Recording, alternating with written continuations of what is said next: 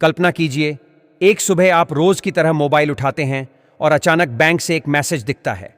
लिखा होता है कि सरकार की तरफ से आपके खाते में घर बनाने के लिए पैसे भेज दिए गए हैं। आप एक बार नहीं, दो बार नहीं, बार बार उस मैसेज को पढ़ते हैं क्योंकि यकीन ही नहीं होता कि यह सच है या कोई सपना। तभी दिमाग में एक बात कौंधती है। कुछ समय पहले एक योजना की चर्चा हर तरफ थी, जिसे लेकर देश के सबसे बड़े पद पर बैठे व्यक्ति ने संसद भवन से सीधे जनता को संबोधित किया था।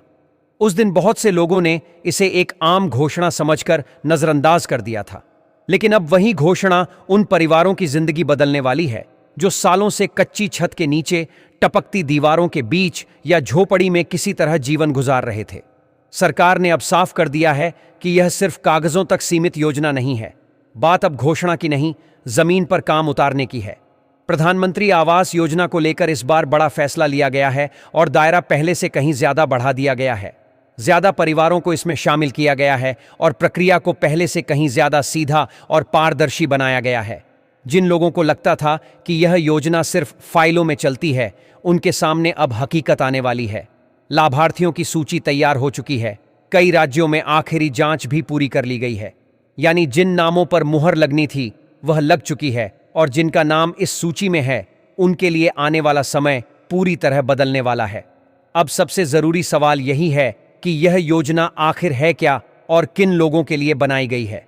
सरकार का साफ उद्देश्य है कि देश में कोई भी परिवार ऐसा न बचे जिसके सिर पर पक्की छत न हो।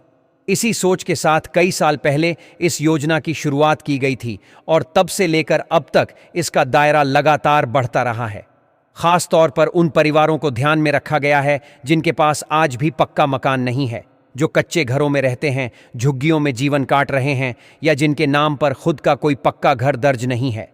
इस बार नियमों को और सख्त और साफ किया गया है ताकि गलत लोग बीच में घुस न सकें और लाभ सिर्फ उसी तक पहुंचे जिसे इसकी सच में जरूरत है। सरकार ने साफ शब्दों में कहा है कि जिन लोगों के नाम पर पहले से कोई पक्का मकान या संपत्ति दर्ज है, वे इस योजना के दायरे में नहीं आएंगे। इसके साथ ही यह भी तय किया गया है कि आवेदक की उम्र कम से कम 18 साल होनी चाहिए ताकि वह कानूनी रूप से पात्र माना जा सके। जिन लोगों की सरकारी नौकरी है या जो किसी सरकारी विभाग में काम करते हैं, उन्हें भी इस योजना से बाहर रखा गया है, क्योंकि सरकार का मानना है कि सरकारी कर्मचारी पहले से ही स्थिर आय और बुनियादी सुविधाओं में होते हैं। इस योजना में खास ध्यान शादीशुदा परिवारों पर दिया गया है ताकि पति पत्नी और पूरा परिवार सुरक्षित रह सके। साथ ही यह शर्त भी रखी गई है कि लाभार्थी भारत का मूल निवासी होना चाहिए, यानी उसकी पहचान और निवास से जुड़े दस्तावेज देश में मान्य हों। अब एक सवाल उन लोगों के मन में है जिन्होंने किसी वजह से पहले आवेदन नहीं किया था। सरकार ने उनके लिए भी रास्ता खुला रखा है। ऐसे लोग अब भी आवेदन कर सकते हैं। वहीं जिन लोगों ने पहले से आवेदन कर रखा है, उनके लिए सबसे जरूरी काम है अपनी स्थिति की जांच करना, यानी यह देखना कि उनका नाम लाभार्थियों की सूची में है या नहीं, क्योंकि सूची तैयार हो चुकी है और कई राज्यों में इसे सार्वजनिक भी किया जा रहा है। अगर आपका नाम इस सूची में है तो अगला और सबसे अहम कदम बैंक से जुड़ा हुआ है, और यहीं पर सबसे ज्यादा लोग गलती कर बैठते हैं। सरकार ने साफ चेतावनी दी है कि जिन लाभार्थियों के बैंक खाते में ई-केवाईसी, आधार लिंक, एनपीसीआई मैपिंग और डीबीटी से जुड़ी प्रक्रिया पूरी नहीं होगी, उनका पैसा अटक सकता है। यानी अगर बैंक से जुड़ी कोई भी जानकारी अधूरी है तो राशि खाते में नहीं पहुंचेगी। लेकिन जिन लोगों के खाते पूरी तरह सही और अपडेट हैं, उनके लिए राहत की खबर है। पैसा सीधे खाते में भेजने की पूरी तैयारी कर ली गई है। केंद्र सरकार ने इसके लिए बड़ा बजट जारी कर दिया है और संबंधित विभागों को निर्देश दिए गए हैं कि पहले चरण की राशि ट्रांसफर करने की प्रक्रिया तय समय में शुरू की जाए। इसका साफ मतलब है कि जिनका नाम फाइनल लिस्ट में है, उन्हें बहुत लंबा इंतजार नहीं करना पड़ेगा। सबसे खास बात यह है कि यह योजना अब सिर्फ गांवों तक सीमित नहीं रही है। शहरों और कस्बों के लिए भी अलग अलग सूची तैयार की जा रही है ताकि शहरी गरीब परिवारों को भी इसका लाभ मिल सके।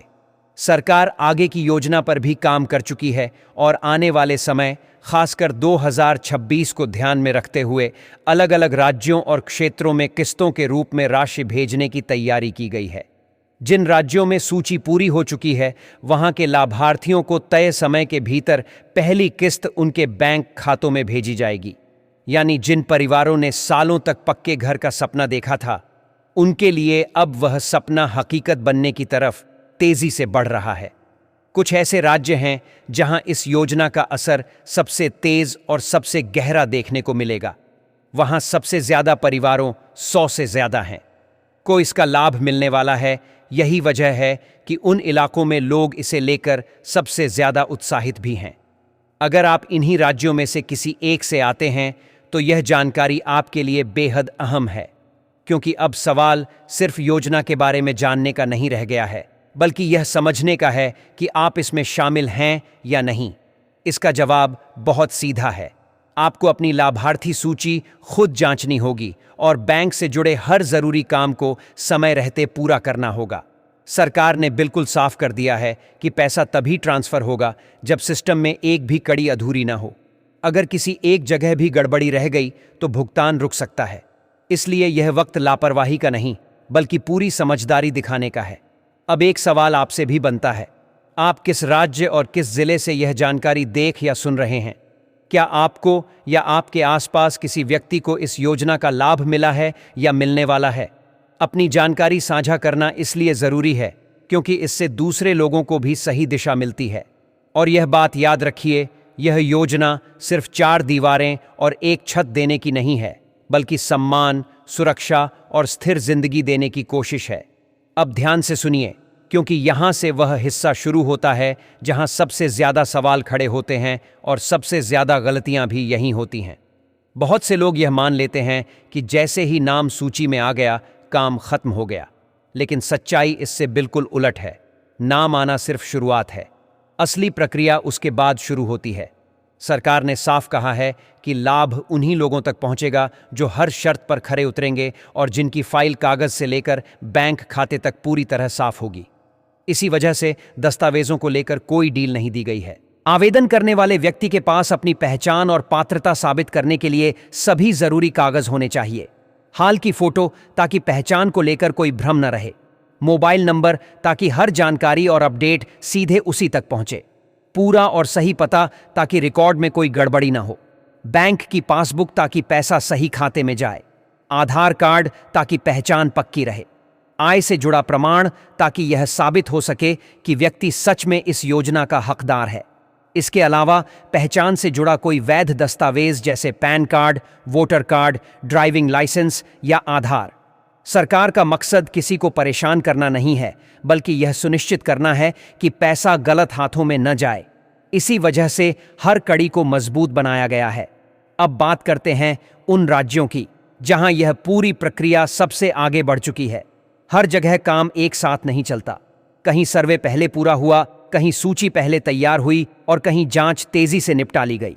राजस्थान, छत्तीसगढ़, हरियाणा, गुजरात, ओडिशा, महाराष्ट्र, उत्तर प्रदेश, केरल, कर्नाटक, तमिलनाडु, जम्मू कश्मीर, झारखंड, मध्य प्रदेश, उत्तराखंड और बिहार जैसे राज्यों में लाभार्थियों की पहचान का काम लगभग पूरा कर लिया गया है। यानी इन राज्यों के लोगों एक को अब सिर्फ इंतजार नहीं, बल्कि पूरी तैयारी करनी चाहिए, क्योंकि 2026 से यहां के लाभार्थियों के बैंक खातों में पहली किस्त भेजने की योजना तय कर दी गई है। सरकार ने यह भी संकेत दिए हैं कि कुछ राज्यों में इस योजना का असर बाकी जगहों से कहीं ज्यादा दिखाई देगा, जहां सबसे अधिक परिवारों को पक्की छत मिलने वाली है। इनमें छत्तीसगढ़, झारखंड, ओडिशा, राजस्थान, मध्य प्रदेश, बिहार, महाराष्ट्र, उत्तर प्रदेश और पश्चिम बंगाल जैसे राज्य शामिल हैं। इन इलाकों में लंबे समय से कच्चे घरों की समस्या ज्यादा रही है, इसलिए यहां इस योजना को ज्यादा ताकत और प्राथमिकता के साथ लागू किया जा रहा है। अब एक और अहम बात जिसे बहुत कम लोग समझ पा रहे हैं, वह है बजट से जुड़ा फैसला। केंद्र सरकार ने इसके लिए अलग से भारी रकम मंजूर कर दी है ताकि पैसा बीच में अटके नहीं और काम रुके नहीं। इसी वजह से विभागों को साफ निर्देश दिए गए हैं कि तय समय से पहले लाभार्थियों के खातों में राशि भेजने की पूरी तैयारी रखें। खास तौर पर नए साल से पहले इस प्रक्रिया को तेज करने पर जोर दिया गया है, ताकि जिन परिवारों का नाम फाइनल हो चुका है उन्हें ज्यादा इंतजार न करना पड़े। लेकिन यहाँ एक चेतावनी भी है। अगर बैंक से जुड़ा कोई भी काम अधूरा रह गया तो भुगतान रुक सकता है, चाहे नाम सूची में हो या मंजूरी मिल चुकी हो। इसलिए बार बार कहा जा रहा है कि ई-केवाईसी, आधार लिंकिंग, एनपीसीआई मैपिंग और डीबीटी की स्थिति जरूर जांच लें। पैसा हाथ में नहीं, सीधे खाते में जाएगा और सिस्टम तभी काम करेगा जब सारी कड़ियां आपस में जुड़ी हों। और अंत में यह समझना जरूरी है कि यह योजना सिर्फ गांवों तक सीमित नहीं है। शहरों और कस्बों में रहने वाले गरीब परिवारों के लिए भी अलग से सूची तैयार की जा रही है, ताकि शहरी इलाकों की झुग्गियों या अस्थायी घरों में रहने वाले लोग भी इस मदद से वंचित न रह जाएं। सरकार का लक्ष्य बिल्कुल साफ है। गांव हो या शहर, हर उस परिवार तक मदद पहुंचानी है जिसे पक्के घर की सबसे ज्यादा जरूरत है।